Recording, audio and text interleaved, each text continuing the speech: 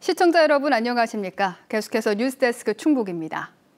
노인이 되어서도 생계를 위해 일하는 재취업자가 꾸준히 늘고 있습니다. 특히 충북은 김영환 지사가 도시농부와 일하는 밥퍼를 역점적으로 도입하면서 노인 공공일자리 취업자가 다른 시도보다 많은데요. 단순 노무가 아닌 지속 가능한 장기형 일자리가 필요하다는 지적도 나오고 있습니다. 허지희 기자가 보도합니다. 경로당에서 마늘을 까고 복지관에서 급식 활동을 하는 충북형 노인복지사업 일하는 밥퍼입니다. 도내 사업장의 단순 업무를 경로당으로 가져와 노인들에게 소일거리로 제공하는데 활동비는 전액 도비와 시군비로 지급됩니다. 하루 참여자만 1,500명, 누적 이용자가 13만 명을 넘어섰습니다. 황혼의 소일거리로 이용자 만족도는 높지만 단기 일자리라는 지적도 나오고 있습니다.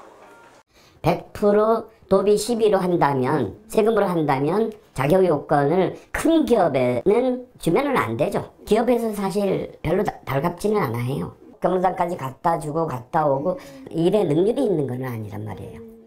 충북에서는 이렇게 공공일자리에 재취업하는 노년층이 유독 많습니다.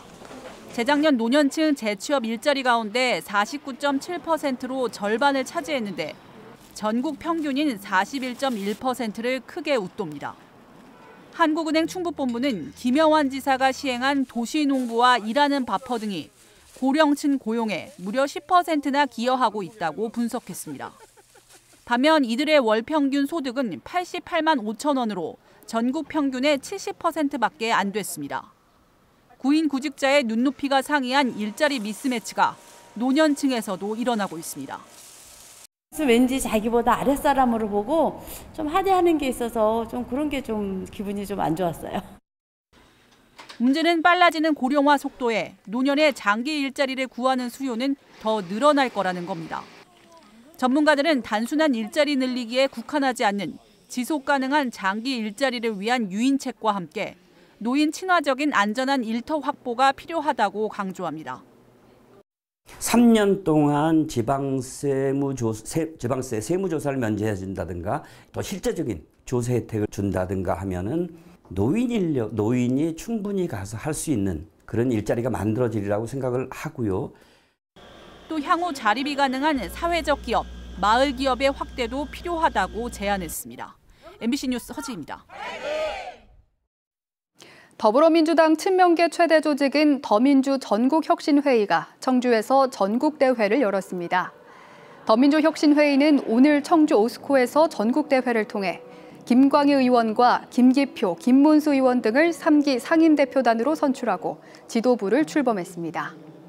이 자리에는 민주당 당대표 선거에 출마한 박찬대, 정청래 의원이 참석해 각자 자신이 이재명 정부의 성공을 뒷받침할 적임자라고 강조하며 지지를 호소했습니다. 앞서 이들은 어제 청주 내수생활체육공원에서 열린 충북 민사모 행사에도 참석했습니다. 한낮 기온이 33도를 웃도는 무더운 날씨에 충북 전역에 폭염특보가 내려졌습니다. 오늘 오전 10시를 기해 도내 11개 시군에 폭염주의보가 발효됐습니다. 낮 최고 기온은 제천이 34.3도로 가장 높았고 청주와 옥천, 영동이 34도를 기록하면서 도내 대부분 지역에서 일최고 기온이 올해 들어 가장 높았습니다. 올열 질환자도 발생해 오늘 청주에서는 40대 남성이 열탈진 증상을 보여 병원에 이송되기도 했습니다. 청주기상지청은 당분간 무더운 날씨가 이어지고 폭염특보를 강화할 가능성도 있다며 온열 질환 예방에 각별한 주의를 당부했습니다. 소리를 들으면 색이 떠오르는 특별한 감각으로 자신만의 그림 악보를 그리는 18살 천재 첼리스트가 있습니다. 자폐 스펙트럼 가운데도 특정 분야에 매우 뛰어난 능력을 보이는 서번트 증후군을 갖고 있는 이정현 양인데요. 언어 대신 음악과 그림으로 자신을 표현하는 정현이의 첫 전시회를 김은초 기자가 다녀왔습니다. 첼로의 묵직한 선율을 연주하며 슬픔을 토해내는 듯한 목소리를 더하는 소녀. 자폐 스펙트럼 장애가 있는 18살 첼리스트 이정현 양입니다. 등 뒤에 전시된 자신의 그림 악보 속 음악을 연주하는 겁니다.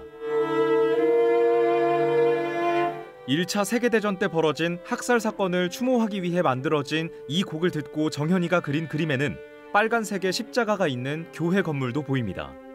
역사적 배경을 알지 못한 채 오롯이 소리에서 느낀 이미지를 옮겨낸 그림 악보입니다. 정현이가 그린 악보들이 첫 전시회를 통해 세상에 나왔습니다. 저희가 듣고 있는 음악을 그림으로 표현한다는 것이 너무나 놀랍고, 서번트 증후군을 가진 정현이에게 색과 소리는 하나로 연결돼 있습니다. 음악을 들으면 선율은 색과 기호가 되어 그림 악보로 만들어집니다. 음악 기능과 미술 기능이 같이 결합된 서번트, 그리고 아주 이 천재적인 결과물을 내시는 서번트는 전 세계적으로 굉장히 드문 편이라고 알고 있습니다. 첼로를 배운 지 반년 만에 각종 콩쿠르에서 수상을 휩쓸었고 어느덧 예고 졸업을 앞두고 있습니다. 이번 전시회는 언어 표현이 어려운 정현이가 자신의 음악과 그림을 한자리에서 보여주는 첫 무대입니다.